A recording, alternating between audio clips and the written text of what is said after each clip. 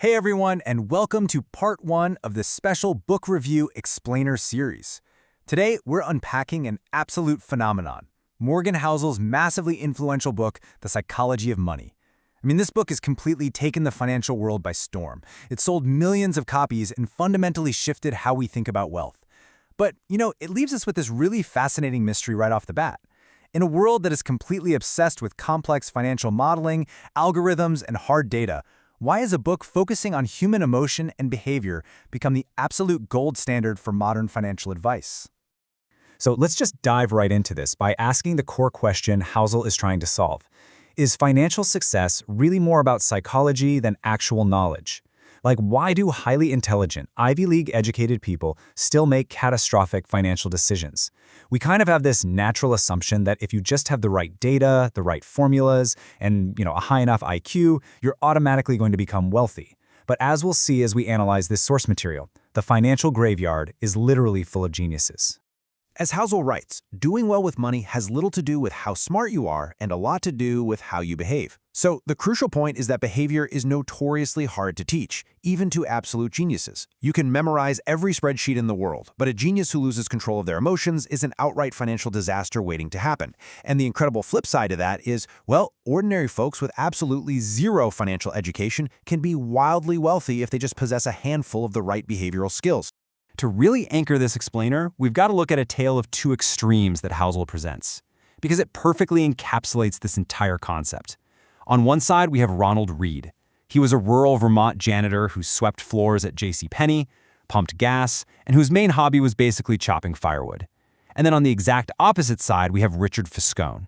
He was a Harvard-educated Merrill Lynch executive, an MBA holder who was so incredibly successful in high finance that he retired in his 40s. Now wrap your head around this heavy punch of a number, 4,000. In 2014, out of the nearly 3 million Americans who passed away, fewer than 4,000 of them had a net worth of over $8 million. And Ronald Read, the humble janitor who spent decades just sweeping floors, was one of them. He left behind a staggering multi-million-dollar fortune to his stepkids, a local hospital, and a library. And there was no crazy lottery win here, no secret inheritance. It was just quiet, patient savings, compounding over decades.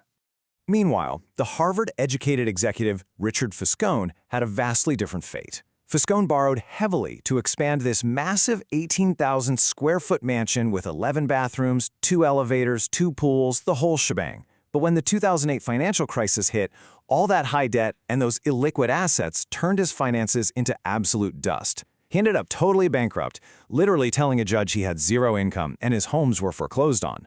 Fiscone's greed, his ego, and his impatience are just this glaring direct contrast to Read's quiet, decades-long patience. Think about how wild this paradox is for a second, because it proves finance is just utterly unique. In what other industry does someone with no college degree, zero training, and no formal experience massively outperform someone with the best education and the best connections in the world? Right? It's completely impossible to imagine Ronald Read performing a heart transplant better than a Harvard-trained surgeon, or, designing a skyscraper better than a top-tier architect. But it happens in investing. It is literally the only field where this paradox exists. And that paradox brings us right to Housel's core premise, the psychology of money. Doing well financially isn't a hard science. It's actually a soft skill.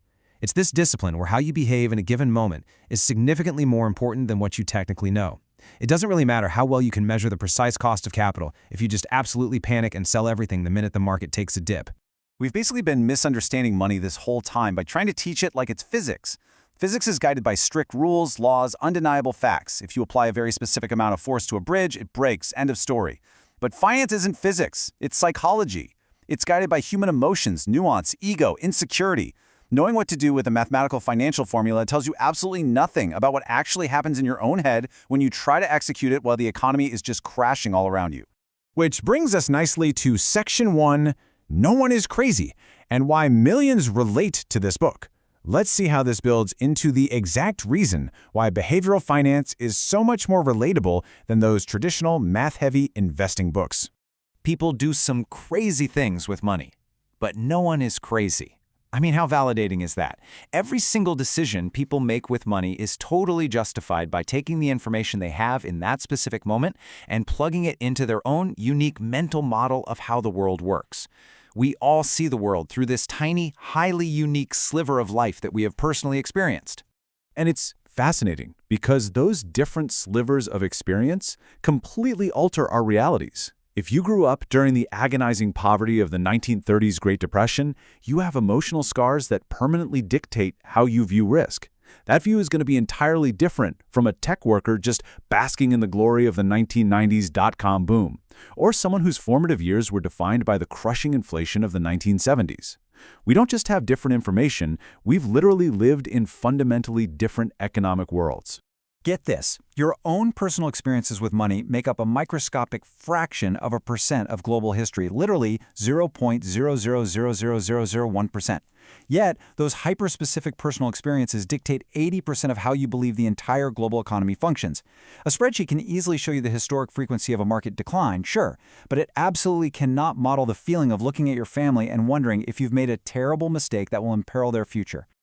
Let's apply this to something that looks completely irrational on paper. The lowest income households in the US spend over $400 a year on lottery tickets. At the exact same time, 40% of Americans couldn't come up with $400 for an emergency. Now, to a wealthy person, blowing that safety net on a 1 in a million chance seems utterly crazy. No way you do that, right? But to someone struggling, buying that ticket might feel like the only tangible moment they can purchase a dream of escaping their circumstances. It actually makes sense to them in that exact moment. So, bringing it all together, what's the secret to this book's massive influence?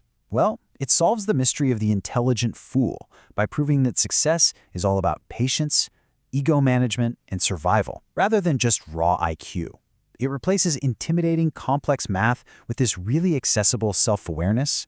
It validates your personal history, telling you that, hey, you aren't crazy for fearing risk if you've been burned before. But most importantly, it democratizes wealth building. It proves that anyone, even a humble rural janitor, can take control of their financial destiny. And honestly, the best news? We have only just scratched the surface of these fascinating chapters. This is just part 1 of our Book Review Explainer series.